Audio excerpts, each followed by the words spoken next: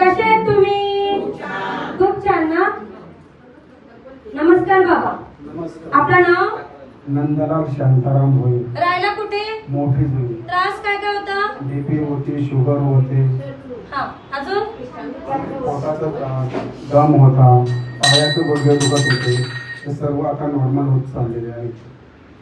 म्हणून मी सांगते की प्रत्येकाने ही आरोग्य मशीन घ्यावी. प्रत्येकाला आराम वाटेल. तुम्हाला किती दिवस झाले थेरपी करताय? 1.5 महिना व्हायला. 1.5 महिना. 1.5 महिन्यामध्ये काय फरक पडला?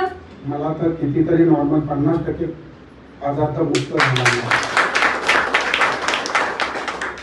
किती दवाखाने केले बाबा? भरपूर केले. 25-30 वर्ष बीपीची गोळी खाते, अद्यापपर्यंत खाते. आता तुम्ही मध्येच एसीजी काहीतरी काढायला गेले होते. हा, SSC. डॉक्टर काय म्हणलं?